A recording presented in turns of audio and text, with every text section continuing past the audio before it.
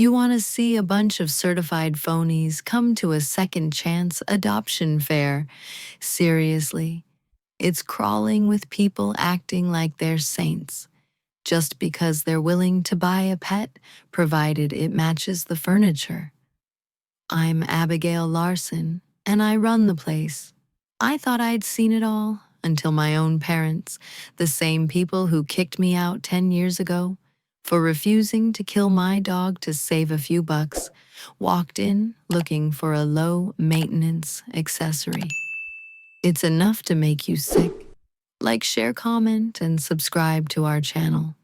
We always appreciate the time you spent here with us. Here's what happened when the ghosts came back. The noise of a Saturday adoption event is a specific kind of chaos. It isn't just the barking, though. Today, with 40 dogs in the community center gymnasium, the barking was a physical weight in the air. It's the sound of sneakers squeaking on polished wood, the high-pitched cooing of families trying to buy affection, and the rustle of checkbooks opening. I stood behind the main intake table, my clipboard pressed against my chest like a shield. To the casual observer, I was just the director of the Second Chance Rescue. To my staff, I was the wall between these animals and the people who would eventually fail them. "He's great," the man in front of me said, gesturing to a nervous beagle mix cowering behind his legs. The man was wearing a polo shirt that cost more than my weekly grocery budget. "But if he starts chewing my loafers, I might have to trade him in for a goldfish." He laughed. He thought we were bonding. He thought this was a customer service interaction where the customer is always right. I didn't smile. I looked down at the application form where he had checked "no" on the box, asking if he had ever owned a dog before. Then I looked at the beagle whose tail was tucked so far between his legs it was practically touching his nose. "Application denied," I said. My voice was flat, practiced. The man's laugh died in his throat. "Excuse me, we don't do trade-ins," I said, sliding the paper into the shredder pile. "And we don't adopt to homes that view anxiety as a behavioral defect. Please step aside. You're blocking the line." I signaled to Leo, my lead vet tech, to take the dog back to the quiet zone. The man sputtered something about my attitude, but I had already stopped listening. I didn't have the bandwidth for politeness. I was 30 years old. I had a master's degree in nonprofit management, and I had 10 years of scar tissue on my heart that told me people were variables, but dogs were constants. I took a sip of lukewarm black coffee and scanned the gymnasium. It was a successful day by the numbers.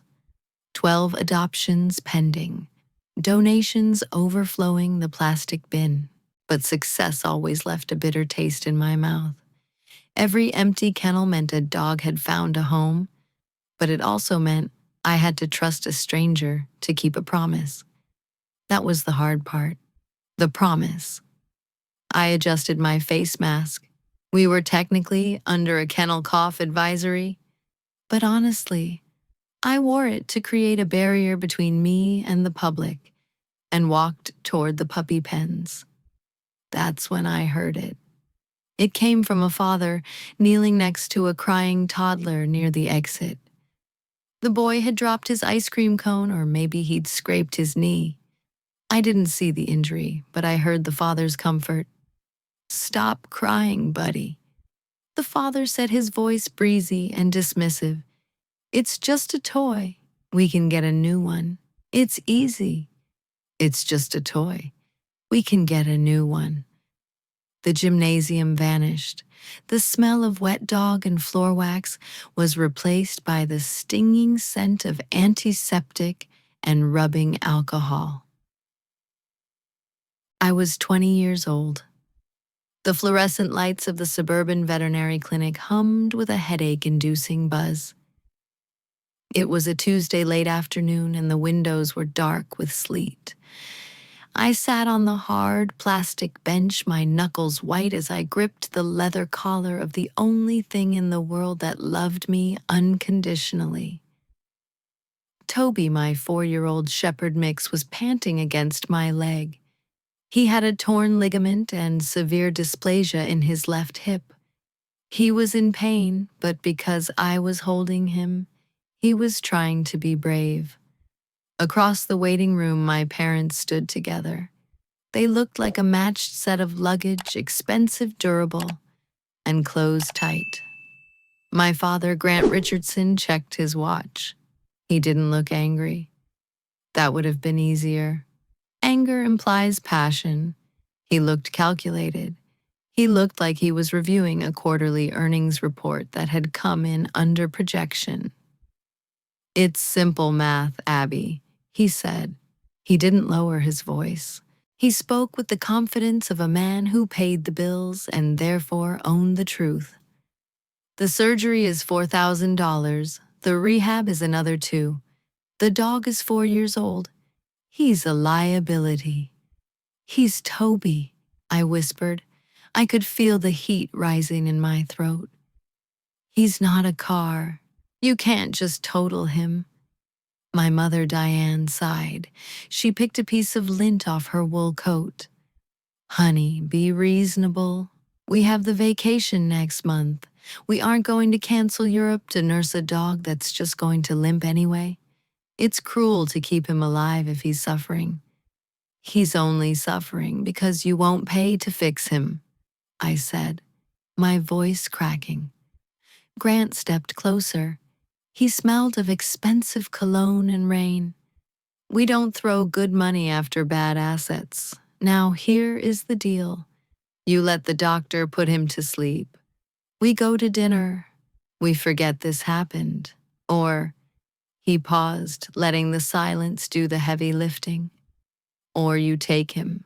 But if you walk out that door with that animal, the financial support stops. Tuition, rent, the car insurance. You're on your own. You figure it out." I looked at Toby. He nudged my hand with his wet nose. He didn't know he was being negotiated. He just knew his hip hurt and he wanted to go home. If I stayed, I kept my life. I kept my comfort. I kept my parents. If I left, I had nothing but a crippled dog and $40 in my checking account. I stood up. My legs felt like water. I unhooked my house key from my keyring. I didn't say a word. I just held it out. Grant looked at the key, then at me. He didn't blink. He took it and slid it into his pocket. "You're making a mistake," he said. "It's just a dog." "Come on, Toby," I choked out. I pushed open the heavy glass door. The sleet hit me instantly, biting through my thin hoodie. I walked to my old sedan, lifted the 60-pound dog into the back seat while sobbing, and climbed into the driver's seat. I watched through the rearview mirror as my parents walked to their Mercedes. They didn't look back. They got in, the taillights flared red, and they drove away, leaving me in the freezing rain to figure out how to survive. "Ma'am, you okay?" The voice brought me back. I blinked, the gymnasium rushing back into focus. One of the junior volunteers was looking at me with concern. My hands were gripping the clipboard so hard the plastic was bending. "I'm fine," I snapped too quickly. I forced my hands to relax. "Just a headache. Check the water bowls in section D." The volunteers scurried away. I took a deep breath, trying to slow my heart rate. That was 10 years ago. I had survived. I had worked 3 jobs, dropped out of college for a year, and ate ramen so Toby could eat prescription kibble. I had built a life from the scrap metal of their abandonment. I was safe here. This was my kingdom. I adjusted my cap, pulling the brim lower, and turned toward the entrance to check the head count. Then I froze. The automatic doors slid open, and two figures stepped out of the bright afternoon sun and into the shelter. They hadn't changed. Not really. My father's hair was silver now, but his posture was still rigid, his jaw set in that familiar line of impatience. My mother was wearing a cream-colored sweater that probably cost more than we spent on vaccines in a month. They stood close together, looking around the noisy gym with a mixture of confusion and distaste. The Richardsons. My stomach dropped like a stone down a well. They were here, in my sanctuary, and they were looking for a dog. I stepped back into the shadow of a banner, my heart hammering against my ribs. They didn't know I ran this place. To them, I was just a ghost they had exorcised a decade ago. But as I watched them wipe their hands with sanitizer after touching the door handle, I realized something terrifying. They weren't just visitors. They were intruders. And I was the only thing standing between them and whatever innocent animal they decided to purchase. I retreated behind a stack of crates filled with donated bleach and paper towels, my heart hammering a frantic rhythm against my ribs. Seeing them wasn't just a shock. It was a physiological assault. My hands, usually steady enough to place an IV catheter in a dehydration-collapsed vein, were trembling. I needed armor. I grabbed a blue volunteer cap from the supply hook, pulling the brim down low over my eyes. I checked the medical mask covering the lower half of my face. We had instituted a mandatory mask protocol 2 days ago, due to a localized outbreak of kennel cough in the puppy quarantine wing. But right now, it felt less like a health measure and more like divine intervention, visible only from the nose up with my hair tucked away and my body encased in the shapeless unisex shelter polo. I wasn't Abigail Larson, the daughter they had discarded. I was just staff. I was a functionary in a system they clearly felt superior to. I stepped out from behind the crates. Grant and Diane were currently cornered near the puppy pens by Sarah, one of my newest volunteers. Sarah was 19, bubbling with enthusiasm and completely out of her depth. She was holding a 4-month-old Labrador mix that was squirming like a hooked trout, trying to lick Diane's face. Diane recoiled as if the puppy were spewing radioactive waste. She held her designer purse high against her chest, her eyes darting around the gymnasium as if searching for an exit sign. "He's very spirited," Sarah shouted over the din of 40 barking dogs. "He'd be great for hiking." "We don't hike," Grant said. He didn't look at the dog. He looked at Sarah's shoes, then at the floor. "And we certainly don't wrestle." "Put it down, please." I moved closer, weaving through the crowd, acting busy with my clipboard, but keeping my ears tuned to their frequency. I stopped at a table a few feet away, pretending to organize a stack of adoption pamphlets. "It smells like wet wool and poor decisions in here," Diane murmured, brushing an invisible speck of dust from her sleeve. "Grant, can we just go? We can call a breeder, a reputable one." "Breeders have wait lists." "Diane," Grant replied, his tone clipped, "we want the companion for the house now. The security system installation is next week. It makes sense to have the animal acclimated by then. Besides, it's a tax write-off if we adopt. Charitable contribution to a 501c3. I gripped the edge of the table. A security system. They didn't want a family member. They want a biological alarm system. Sarah, bless her heart, wasn't giving up. She put the lab away and brought out a year-old terrier. "Okay, how about Buster? He's house-trained, mostly just needs a little redirection with chewing." Redirection. Grant repeated the word, tasting it with distaste. Young lady, I manage 300 employees. When I come home, I do not wish to redirect a creature that destroys my baseboards. We need something invisible. Invisible, Sarah asked, her smile faltering. Low impact, Grant clarified. We want the presence of a dog, the aesthetic, the slight deterrent to intruders without the overhead.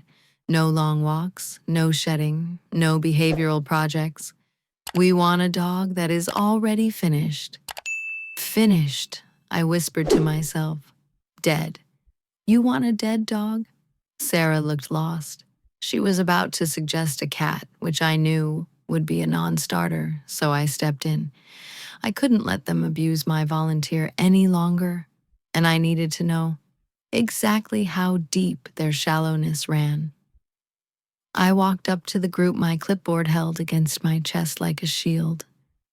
Sarah, I said, pitching my voice slightly deeper, flattening the affect.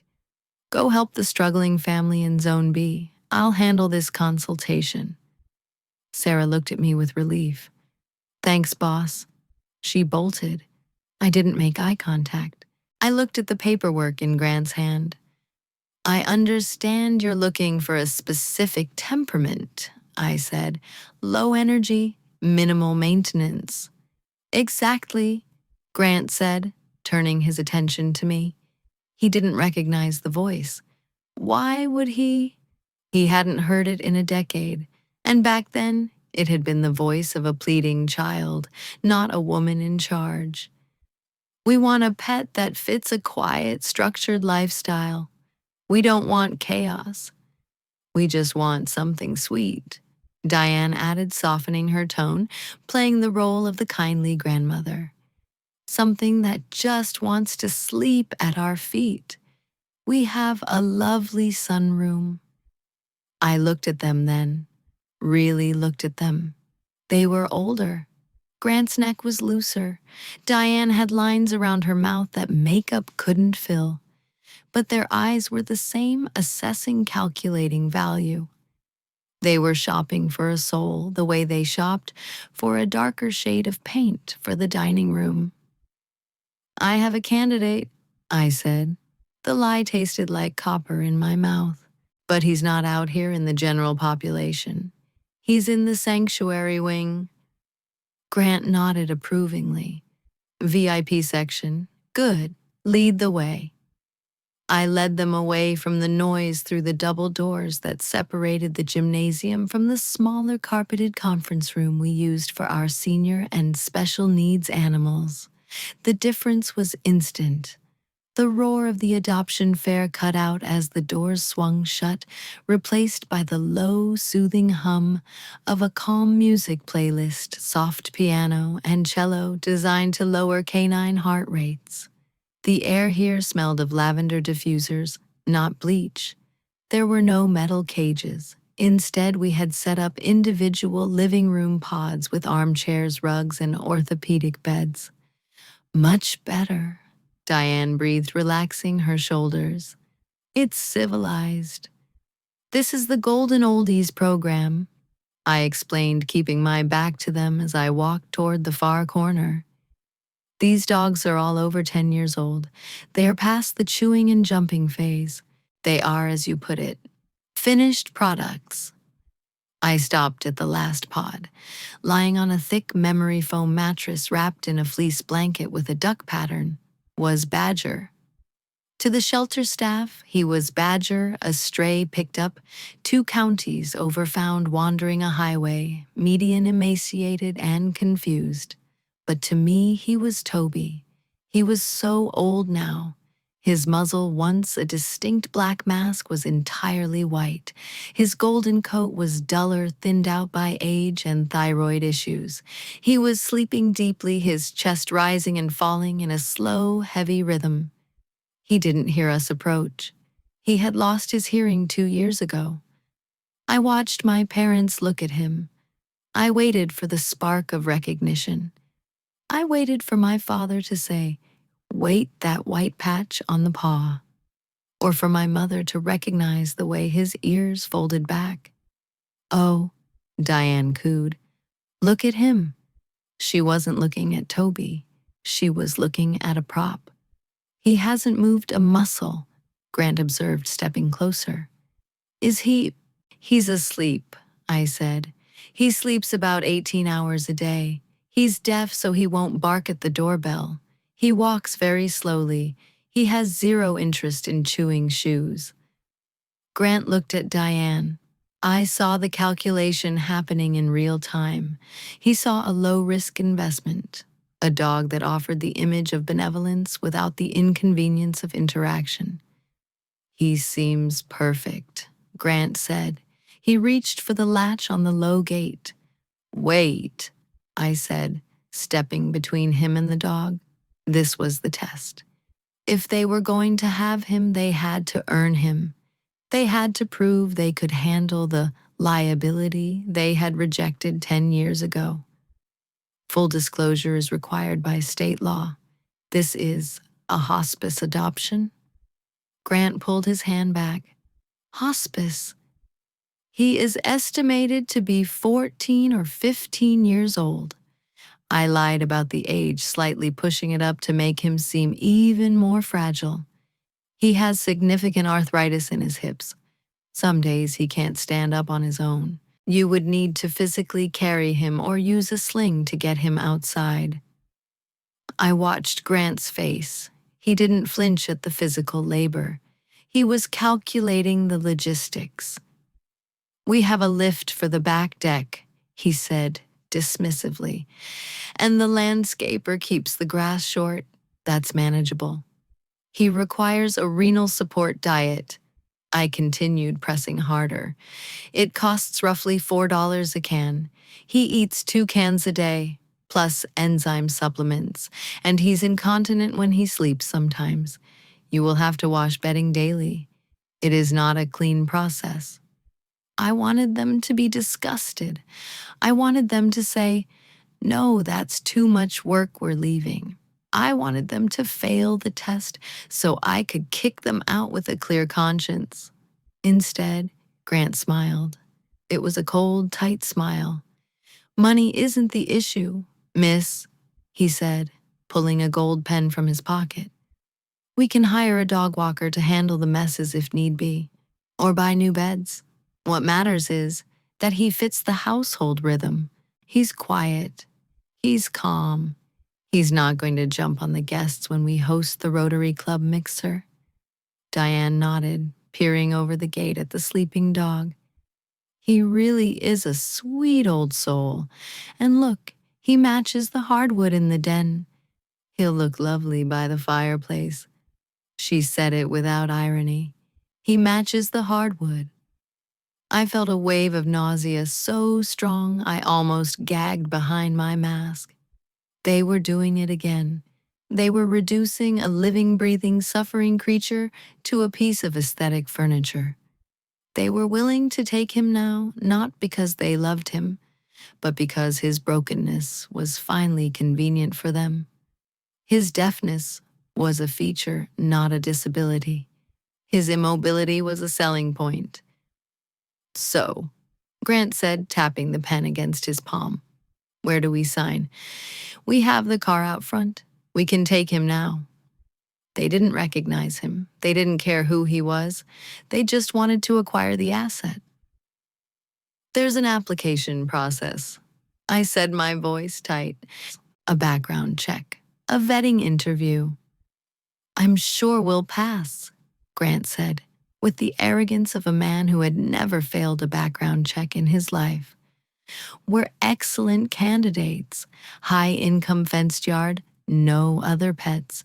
We are exactly what you're looking for." I looked down at Toby, who twitched in his sleep, dreaming of rabbits he could no longer chase. He was safe here. If I let them take him, he would die in a stranger's house, a house that used to be his home, surrounded by people who didn't know his name. "Right," I said. "Let's do the paperwork." I turned and walked toward the desk, my hands shaking again. Not from fear this time, from rage. "Follow me," I said. "Let's see if you're a good fit." The sound of a pen scratching against paper can be louder than a bark. In the quiet of the sanctuary room, the scratching was the only sound, rhythmic and confident. Grant signed his name with a flourish, a signature I had seen on report cards, on checks, and on the eviction notice that had effectively ended my childhood. He capped the pen and tapped the clipboard. Done. Simple as that. He looked at me, expecting the transaction to close. He expected the smile, the handshake, the bag of complimentary food, and the thank you. He was a man accustomed to the world bending to his wallet. "When can we load him up?" he asked, checking his watch again.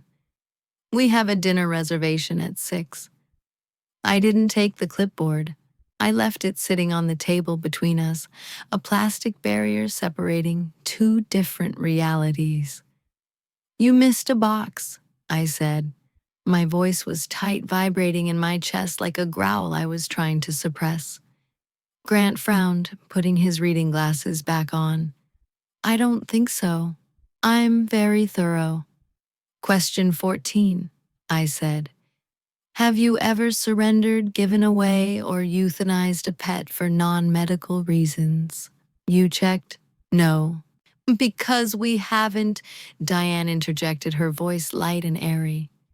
"We've never had a dog. Not really, just, well, years ago, but that was different."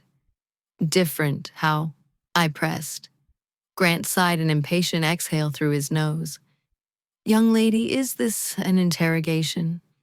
"The dog died. It was a medical necessity. Now, are we going to process this? Or do I need to speak to your supervisor?" "It wasn't a medical necessity," I said. I wasn't shouting. I was speaking with the absolute terrifying clarity of a judge passing a sentence. "It was a financial inconvenience. A torn ACL isn't terminal. Dysplasia isn't terminal. You didn't kill him because he was dying. You tried to kill him because he was expensive." Grant stood up straighter, his face hardening. "Excuse me. You have no right to speak to me like that. You don't know the first thing about our history. I want to see the director. Now." "You're looking at her," I said. I reached up and pulled the blue cap off my head, letting my hair fall loose. Then I hooked a finger under the loop of my mask and pulled it down. I waited. The silence that followed was heavy, sucking the air out of the room. I watched the recognition hit them in waves. First confusion, the brain trying to reconcile the context. Then disbelief. Finally, the shock. Diane's hand flew to her mouth, a theatrical gesture she had used my whole life. "Abigail," she whispered the name, sounding foreign on her tongue. Grant didn't gasp. He froze. His eyes narrowed, scanning my face, looking for the 20-year-old girl who had cried in the rain.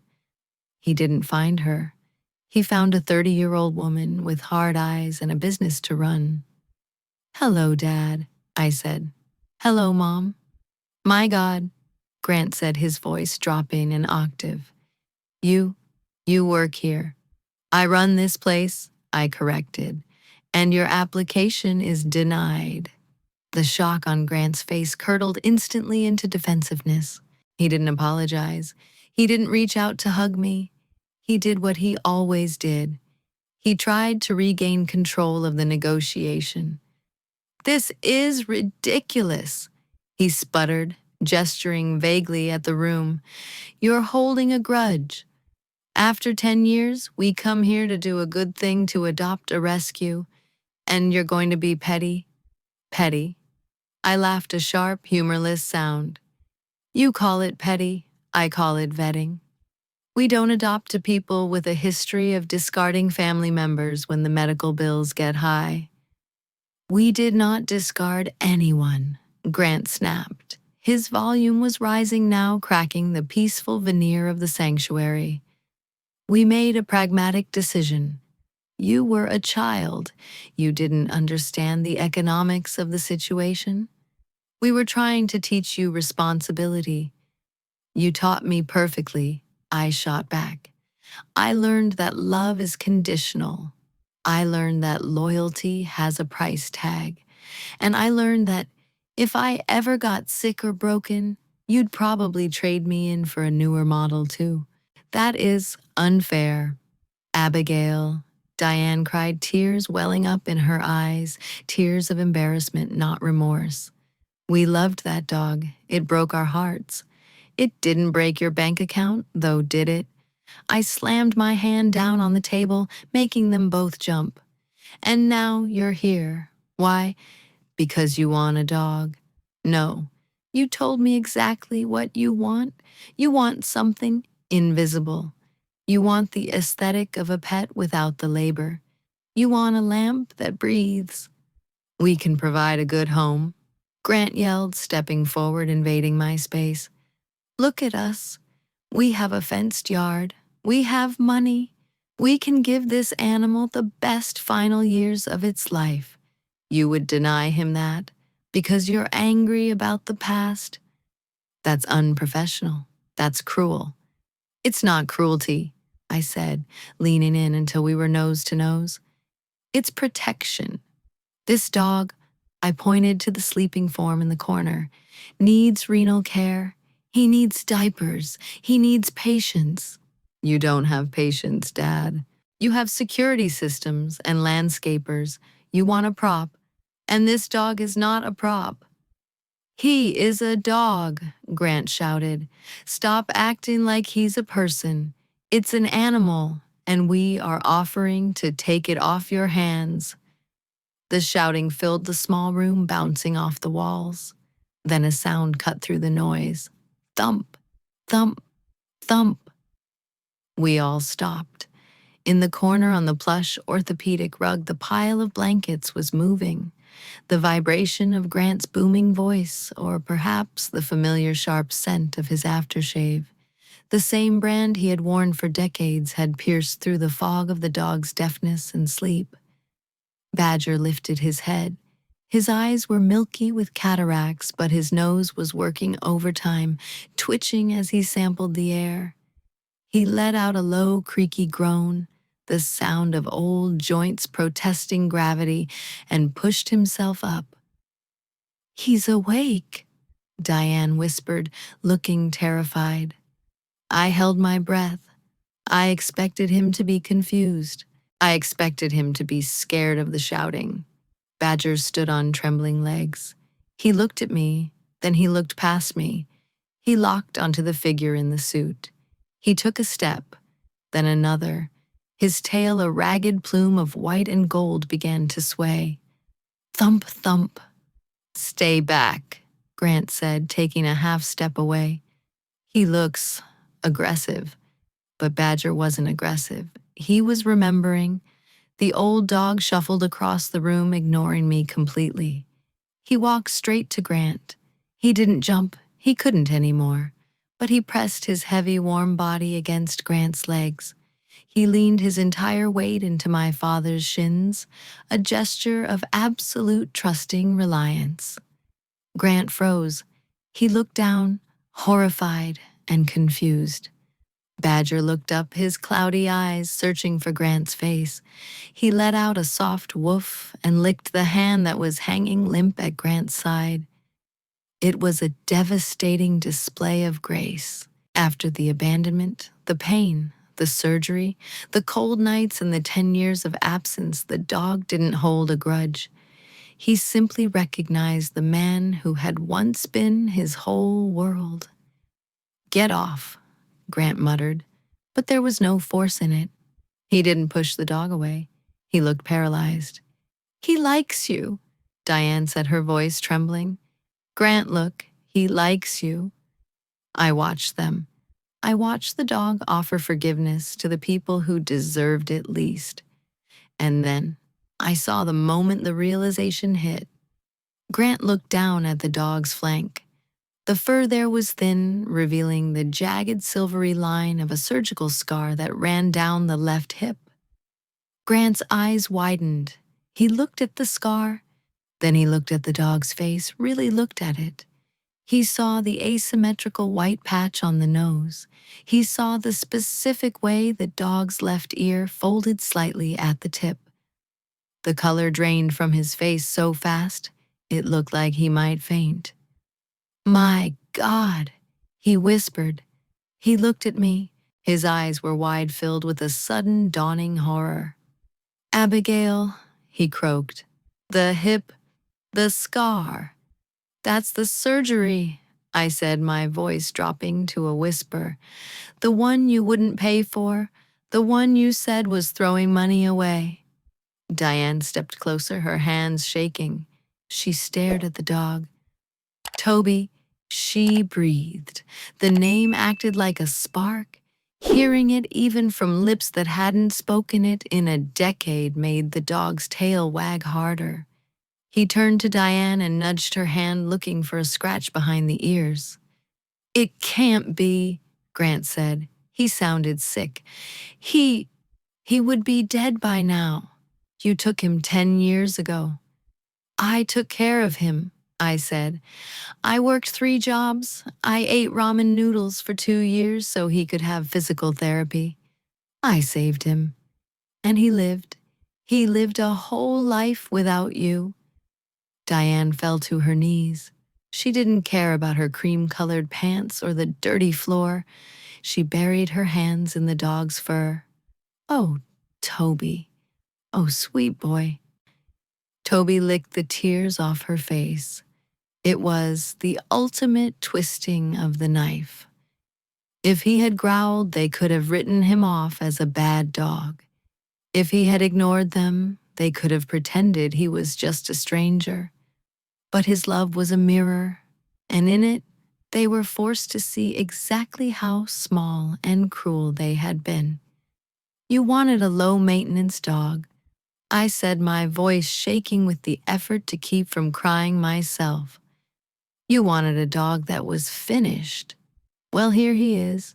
He's the dog you threw away." Grant looked at his hand, which was resting on the head of the dog he had sentenced to death. He looked at the creature's blind trust. For the first time in my life, I saw my father look truly, utterly ashamed. We didn't know," Grant stammered, looking at me with pleading eyes. "Abigail, we didn't know it was him." "That's the point, isn't it?" I said.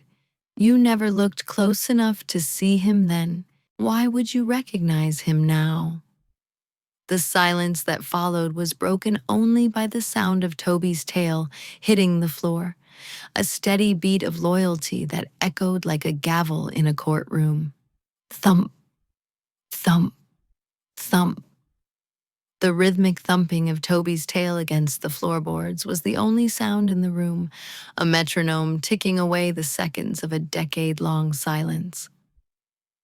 I watched my father, Grant Richardson, a man who had never knelt for anything other than a dropped contact lens sink onto both knees. The fabric of his bespoke suit pulled tight across his thighs, and I heard a button pop, skittering across the linoleum like a tiny plastic accusation. He didn't notice. He didn't care. He reached out a shaking hand, hovering it over the dog's broad white head. He looked terrified, as if touching the animal would confirm the reality of his sin. "Buddy," Grant whispered. The name cracked in his throat. It wasn't the name we called him now, he was Badger here. But the dog responded to the tone. Toby leaned into the touch, closing his eyes, letting out a long, contented sigh that rattled in his chest. "I didn't know," Grant said, his voice thick and wet. "He wasn't talking to me. He was talking to the dog. I swear to God I didn't know it was you." My mother, Diane, was weeping openly now. She had abandoned her posture of defensive elegance. She sat on the edge of the low enclosure, her expensive handbag discarded on the floor, twisting a tissue into a tight white rope. "He's so old," she sobbed, looking at the cloudy films over his eyes. Look at him, Grant. He's so old. He's 14, I said. My voice felt hollow, drained of the adrenaline that had fueled my rage moments ago. He's 14 and he's deaf and he's tired. But he remembers. That's the thing about dogs. They don't have the luxury of rewriting history to make themselves feel better. They just remember the way you made them feel. I expected victory. I had played this scenario out in my head 1,000 times over the last 10 years. In my shower arguments, I had decimated them. I had made them cry. I had made them beg. But standing here now, watching my father stroke the ears of the dog he had sentenced to death, I didn't feel triumphant. I felt a profound, aching sadness. The anger was easy. The pity was unbearable. Grant looked up at me. His face was blotchy, his eyes red-rimmed. The mask of the corporate titan was gone, leaving behind just an aging man who realized he had thrown away something priceless. Abigail, he said. He tried to stand, but his knees popped and he had to use the enclosure gate for leverage. He looked smaller than I remembered. Abigail let us take him. I stiffened. What? Let us take him home? He pleaded. The arrogance was gone, replaced by a desperate need for atonement. We can make this right. We can't give him back the 10 years, I know that. I know we failed him, but we can give him the end, the best end. Gran is right, Diane added, wiping her face with the back of her hand, smearing mascara across her cheek. We have the heated floors in the sunroom. He loves the sun. We can hire a private vet to come to the house. No more cages, no more noise, just peace. Please, Abby, let us fix this. I looked at Toby. He had laid his head down on Grant's shoe, asleep again. He looked so comfortable. The shelter director in me, the pragmatic professional, began to run the calculus. Here he was, one of 40 dogs. He got walked 3 times a day by volunteers. He slept on a donated bed. If he went with them, he would have 24/7 care. He would have the best food, the best drugs, the softest rugs. Was my pride worth more than his comfort? Was I keeping him to protect him? Or was I keeping him to punish them? I faltered. The words stuck in my throat. I don't know if that's...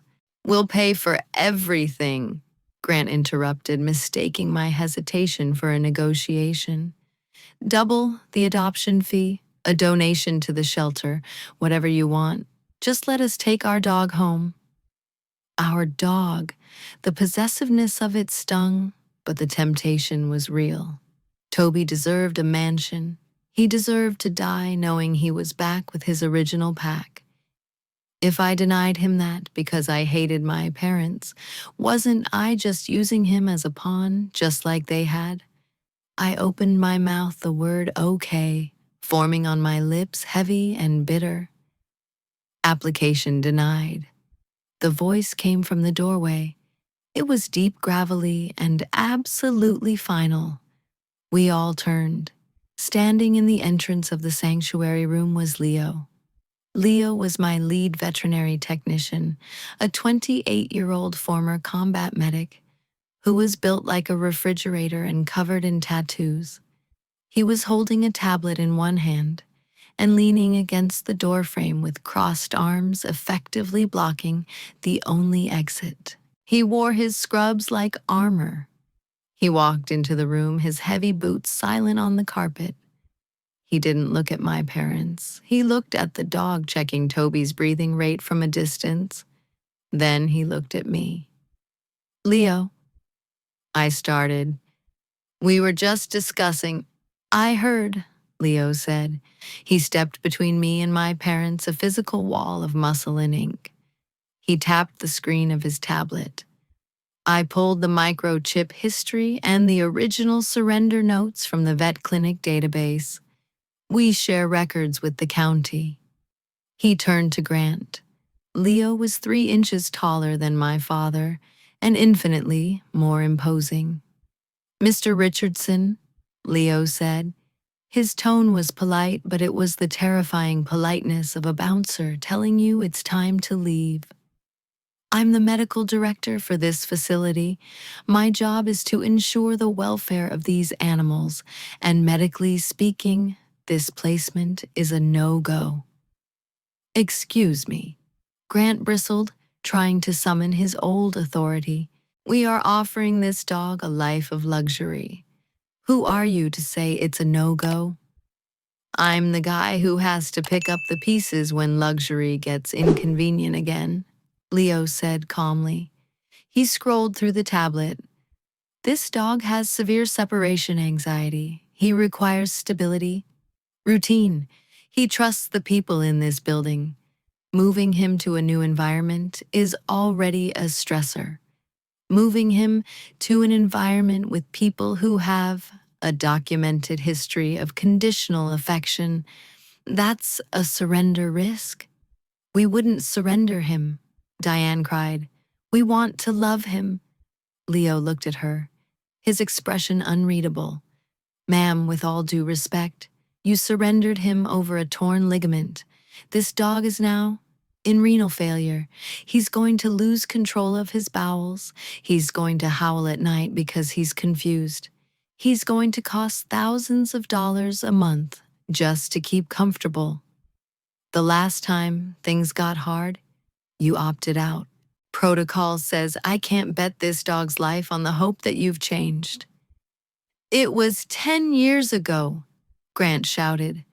People change. Maybe, Leo said. He finally looked at me, his eyes softening. He saw my shaking hands. He saw the conflict in my face. He knew I was trying to be the daughter and the director at the same time, and he knew it was tearing me apart. Boss, Leo said to me, his voice gentle.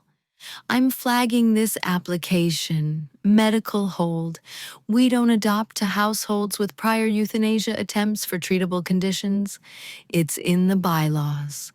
Clause 4, Section B. There was no Clause 4, Section B.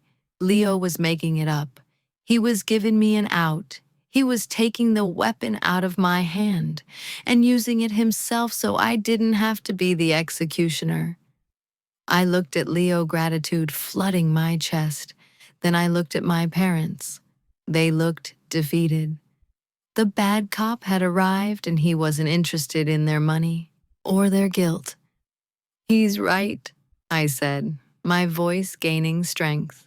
It's a medical decision. Leo has the final say on senior placements.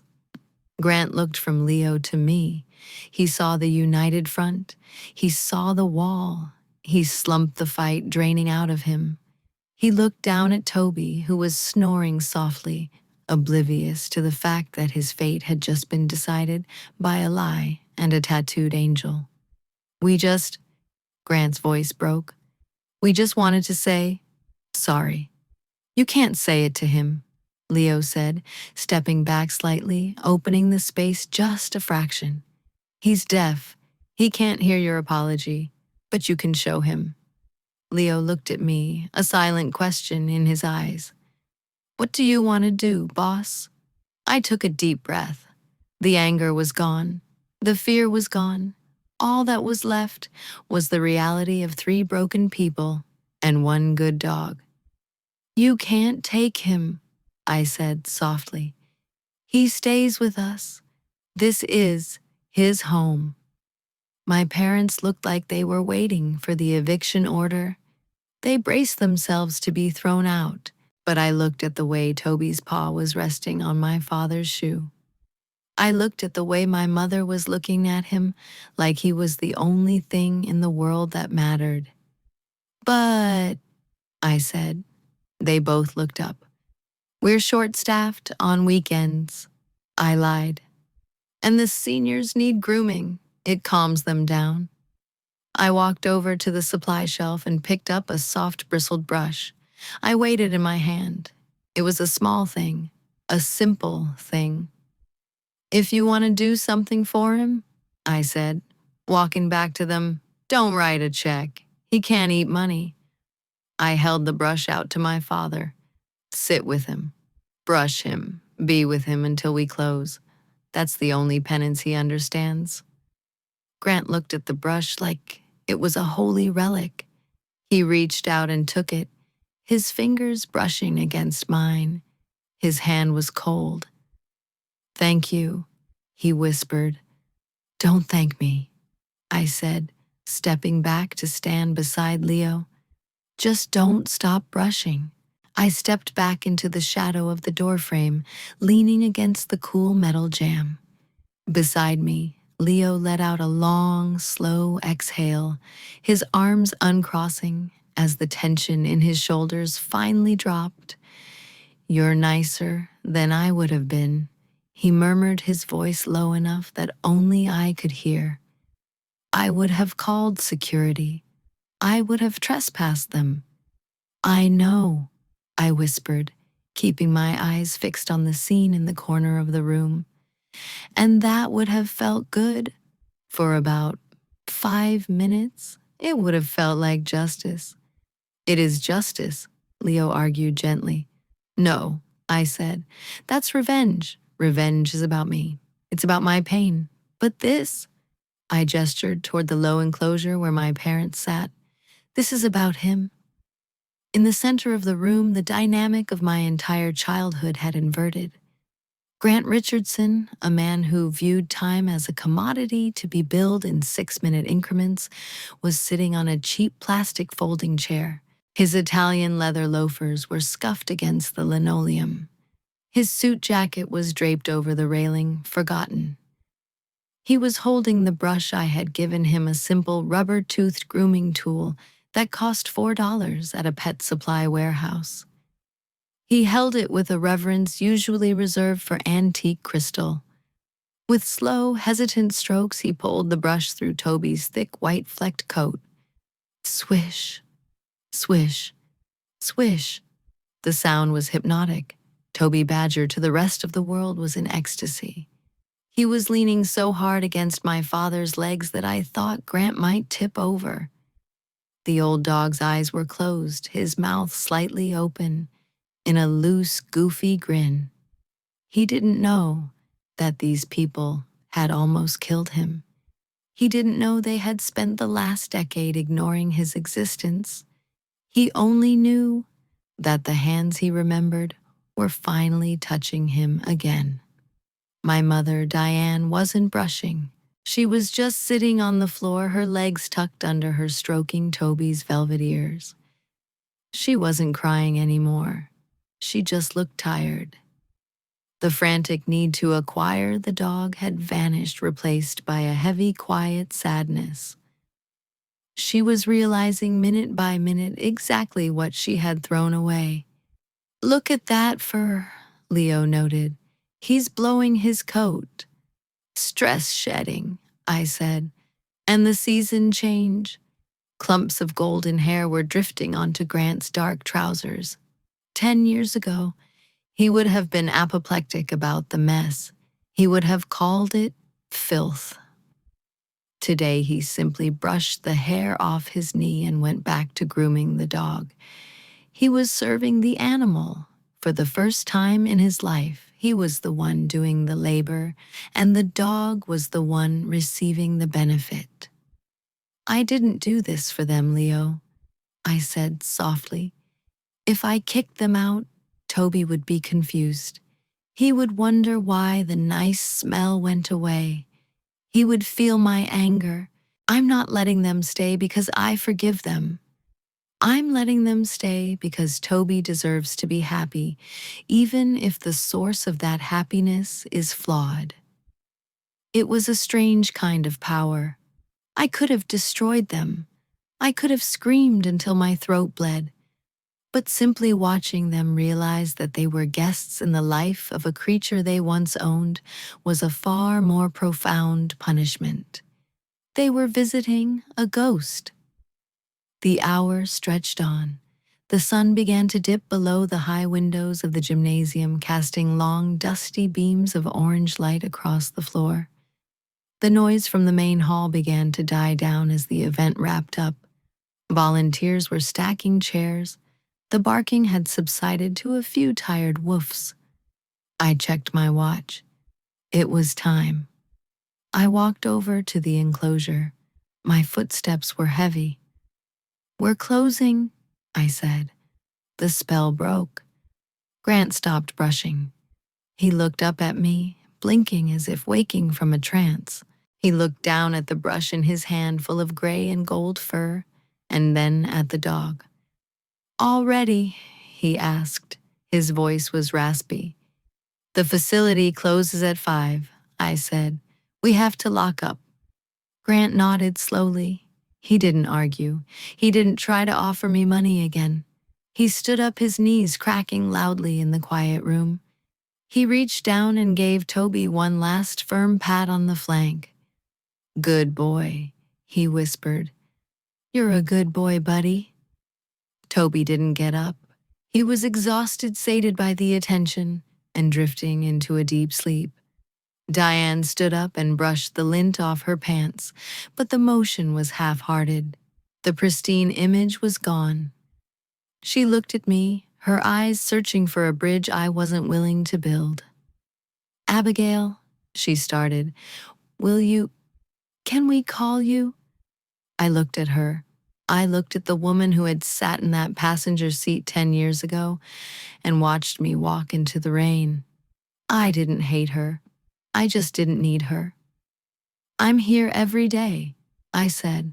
"I have a shelter to run. If you want to volunteer to clean cages, to walk the dogs that aren't purebreds, to do the work, you can fill out an application like everyone else.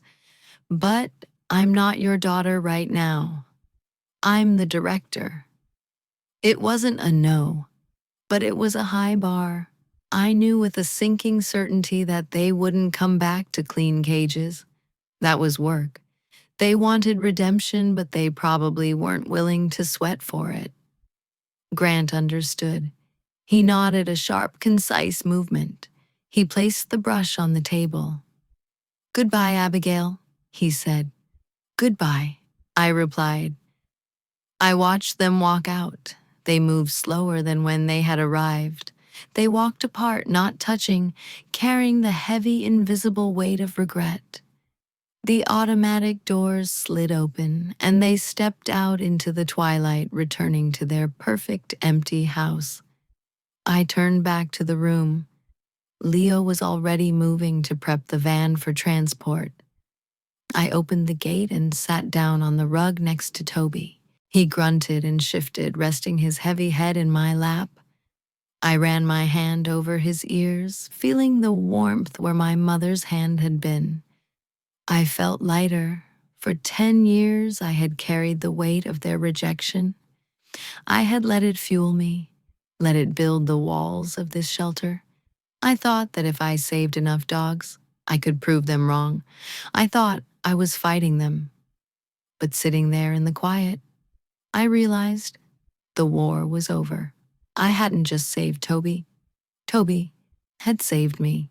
He had taught me the one lesson my parents never could. They believed value was determined by utility, what you could do, what you cost, how you looked. Toby knew the truth. Value is determined by presence. It is the simple, stubborn act of staying. I lifted the old dog into my arms. He was heavy, a dead weight of trusting bones and fur.